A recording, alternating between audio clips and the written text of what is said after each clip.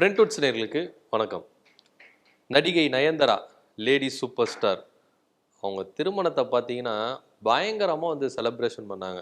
அதாவது அவங்க வாழ்க்கையில் வராத டைரக்டர்ஸ் இல்லை, ஹீரோஸ் இல்லை, தயாரிப்பாளர் இல்லை. இப்படி அவங்க வாழ்க்கையை கடந்து வரும்போது கடைசியாக இப்போ அவங்க கூட நிற்கிறது யாருன்னு பார்த்தீங்கன்னா டைரக்டர் விக்னேஷ் சிவன். இவங்க ரெண்டு பேருக்குள்ள திருமணம் பார்த்தீங்கன்னா பயங்கரமாக ஒரு நடத்தப்பட்டது. அவங்க கட்டின சாரி ரொம்ப பேசப்பட்டது. அதுவும் இல்லாமல் அவங்க திருமணத்தை என்ன பண்ணாங்கன்னா யாருக்குமே என்ன பண்ணல, வீடியோஸ் கொடுக்கவே இல்லை. ரகசியமாகவே என்ன பண்ணாங்கன்னா ஷூட் பண்ணாங்க. ப்ரெஸ்ஸுக்காரங்க போகும்போது கூட என்ன பண்ணாங்கன்னா மெயின் ரோட்லேயே என்ன பண்ணாங்கன்னா தடுத்து நிறுத்தப்பட்டாங்க. அப்போ பயங்கரமாக பேசப்பட்டது.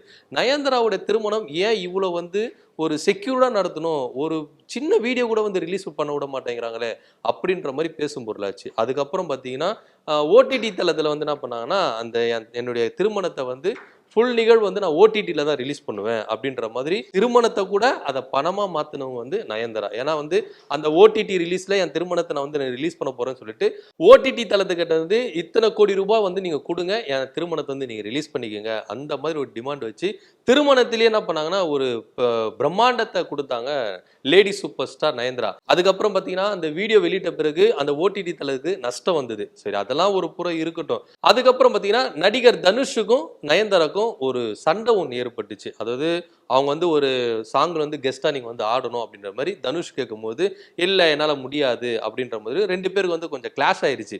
அதுக்கப்புறம் பார்த்தீங்கன்னா ரெண்டு பேருக்கு கொஞ்சம் பேச்சுவார்த்தை கட் ஆயிடுச்சு, சண்டைகள்லாம் வந்தது. அதுக்கப்புறம் பார்த்தீங்கன்னா நானும் ரவுடி தான் என்ற படத்து மூலமா தயாரிப்பாளரான நடிகர் தனுஷுக்கு நான் நடிச்சு தரேன் அப்படின்னு சொல்லிட்டு என்ன பண்ணாங்க, அந்த படத்துல நடிச்சாங்க. ஸோ அந்த நடித்து மூலமா ரெண்டு பேருக்கும் சண்டைலாம் இல்லப்பா, ரெண்டு பேரும் ரொம்ப சமாதான புறா பறக்க விட்டாங்க, இதுக்கப்புறம் பார்த்தீங்கன்னா சண்டை இருக்காது அப்படின்ற மாதிரி தான் ஒரு பேச்சுகள் ஈடுபட்டுச்சு. ஆனா அது முற்றிலும் பொய்யா ஆயிடுச்சு. ஏன் அப்படின்னு பார்த்தீங்கன்னா இன்னைக்கு ஹாட் டாபிக்கே அவங்க தான். அவங்கள பத்தி ஒரு 30 நிமிஷத்துக்கான ஒரு பயோகிராஃபி ரெடி பண்ணி விட்டாங்க ஓடிடி தளத்துல.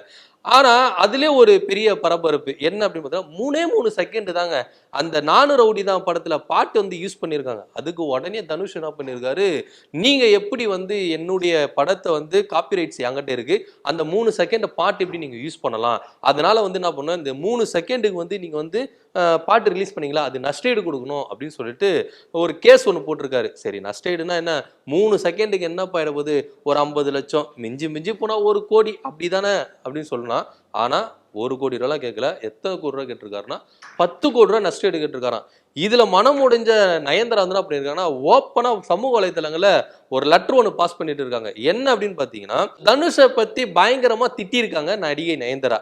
என்ன அப்படின்னு பாத்தீங்கன்னா உங்க கிட்ட நான் 2 வருஷமா இதுக்காக நான் என்ஓசி வாங்கணும் அப்படின்றதுக்காக காப்பிரைட்ஸ் அப்ளை பண்ணி நாங்க காத்திருந்தோம். ஆனா இது வரைக்கும் நீங்க என்ன பண்ணல, அது இஷ்யூ பண்ணவே இல்லை. 2 வருஷம் நாங்க வெயிட் பண்ணியிருந்தேன், நீங்க குடிப்பீங்க. ஆனா இது வரைக்கும் நீங்க என்ன அவாய்ட் தான் பண்ணியிருந்தீங்க. ஒரு கட்டத்துல என்னுடைய பயோகிராஃபி எடுத்துட்டு நான் ரிலீஸ் பண்ணாம இருந்தா அது வேஸ்டா போயிருன்னு தான் நான் என்ன பண்ண ரிலீஸ் பண்ணேன். ஆனா இப்ப நீங்க அந்த 3 செகண்டுக்காக என்ன பண்றீங்க, 10 கோடி ரூபாய் நஷ்டம் கிடைக்கிறீங்க, இது நியாயமா, உங்களுக்கே இது நியாயமா படுதா அப்படின்ற மாதிரி கேட்டிருக்காங்க. அதே மாதிரி இன்னொரு விஷயம் கேள்வி கேட்டிருக்காங்க, உங்களுக்கு பேக் போனா உங்க அப்பா இருந்திருக்காரு, உங்க அண்ணன் டைரக்டரா இருந்திருக்காரு, ஆனா எனக்கு அப்படியெல்லாம் இல்லைங்க, நான் நானா இண்டிவிஜுவலா வந்தேன், அதுவும் ஒரு பெண் இந்த துறையில இத்தனை காலமா ஸ்டாண்டர்டா நிக்கிறாங்கன்னா நான் எந்த அளவுக்கு ஸ்ட்ரகிள் எல்லாம் நான் சந்திச்சிருப்பேன், எந்த அளவுக்கு எனக்கு சர்க்கிள்லாம் வந்திருக்கும், அதெல்லாம் மீறி இப்போ நான் லேடி சூப்பர் ஸ்டார் அப்படின்ற ஒரு பட்டத்தை நான் பெற்றிருக்கிறேன்னா அது எனக்கு தமிழக மக்கள் கொடுத்த அங்கீகாரம், என்னுடைய உழைப்பு, என்னுடைய திறமை அப்படின்னு சொல்லியிருக்காங்க. ஆனா உண்மையிலேயே அது கரெக்ட் தான்.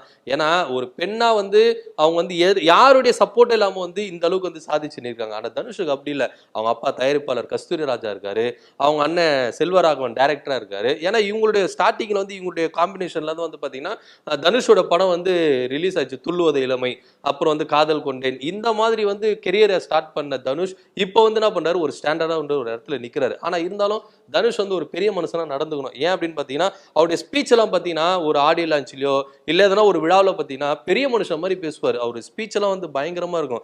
ரஜினிகாந்த் கூட ஒரு விஷயம் சொல்லியிருப்பாரு, வாழு, அடுத்தவங்களை வாழ வைத்து வாழு அப்படின்ற மாதிரி சொல்லியிருப்பாரு. அதே டைலாக இவர் எப்படி சொல்லுங்கன்னா, வாழு, அடுத்தன வாழ விடு அப்படின்ற மாதிரி சொல்லியிருப்பாரு. ஆனா இதே டைலாக கூட நம்ம நடிகை நயன்தாரா, லேடி சூப்பர் ஸ்டார் நயன்தாராவுடைய கணவர் விக்னேஷ் சிவன் என்ன பண்ணிருக்காரு, அதே டைலாக் வந்து என்ன பண்ணிருக்காரு, தனுஷுக்கு வந்து பதிலடியா கொடுத்திருக்காரு. ஏன்னா வாழுங்க, அடுத்தவங்களே வாழ விடுங்க சார் அப்படின்ற மாதிரி சொல்லியிருக்காரு. ஆனா உண்மையிலே தனுஷ் சார் நீங்க என்ன பண்ணணும்னா, நீங்க மேடைகளை பேசுற மாதிரி செயல நடந்துக்க மாட்டேன்றீங்க அப்படின்றது வந்து ஒரு பெரிய கேள்விக்குறியா இருக்கு. அப்படின்னா மேடையோட பேச்சு மேடையிலே போயிடுச்சு அப்படின்ற மாதிரி தான் இருக்கு. ஏன்னா ஒரு பெண்ணா இருந்து இது வரைக்கும் வந்து அவங்க சாதிச்சிருக்காங்க. அதுக்காக ஒரு அங்கீகாரமா தான் அவங்க பயோகிராஃபி வந்து ரிலீஸ் பண்ணிருக்காங்க. ஆனா 3 செகண்டுக்கு 10 கோடி ரூபான்றது ரொம்பவே அநியாயமா தெரியலையா உங்களுக்கு அப்படின்ற மாதிரி தான் எல்லாருமே கேள்வி கேட்கறாங்க. தனுஷ் மேல இருந்த நம்பிக்கை, அவர் மேல இருந்த மரியாதை, இது மூலியமா வந்து அவரே குறைச்சிக்கிட்டாரு அப்படின்னு சொல்லிட்டு நிறைய பத்திரிகையாளர்லாம் வந்து கருத்துக்களை முன்வைக்கிறாங்க. பொறுத்திருந்து பார்க்கலாம் இந்த விவகாரம் எந்த அளவுக்கு வந்து வீரியம் அடைஞ்சிருக்கு, இது வரைக்கும் வந்து வீரியம் அடைஞ்சிருக்கு. இதுல தனுஷ் வந்து பதிலடி கொடுப்பாரா, அவரு எந்த விதத்துல பதில், ஏன்னா ஒருத்தருங்க மேல கருத்து வைக்கிறாங்க, ஒரு சைடுல கருத்து வைக்கிறாங்கன்னா அதை வந்து என்ன பண்ணுவாங்கன்னா, என் மேல இந்த தப்பு இல்ல, நான் என் சைட்ல இருந்து கரெக்டா தான் நடந்துக்கிட்டேன்னு சொல்லிட்டு என்ன பண்ணுவாங்க, பதிலடி கொடுப்பாங்க. இப்ப நயன்தாரா வந்து என்ன சொல்லிட்டாங்கன்னா, நான் 2 வருஷமா வெயிட் பண்ணியிருந்தேன், இவங்க வந்து எனக்கு தரவே இல்லை, அதனால நான் வந்து ரிலீஸ் பண்ணிட்டேன், இவர் வந்து பெரிய மனுஷன் மாதிரி நடந்துக்க மாட்டேங்கிறாரு, ஒரு மெச்சூரா நடந்துக்க மாட்டேங்கிறாரு அப்படின்ற மாதிரி அவங்க தரப்பு நியாயத்தை சொல்லியிருக்காங்க. இது வந்து சமூக வலைதளங்கள்ல இன்னைக்கு ஹாட் டாபிக்கா பயங்கரமா ஓடிட்டு இருக்கு. ஆனா இதுக்கப்புறம் வந்து தனுஷ் எப்படி பதிலடி கொடுப்பாரு, இல்ல இந்த கேஸ் நான் வாபஸ் வாங்கிக்கிறேன், நீங்க தாராளமா யூஸ் பண்ணிக்கங்க அப்படின்னு சொல்லிட்டு ஒப்புதல் கொடுப்பாரா, இல்ல நயன்தாராக்கு தக்க பதிலடி கொடுப்பாரான்றத பொறுத்திருந்து பார்க்கலாம். வேற ஒரு வீடியோல நான் உங்களை சந்திக்கிறேன். நன்றி, வணக்கம்.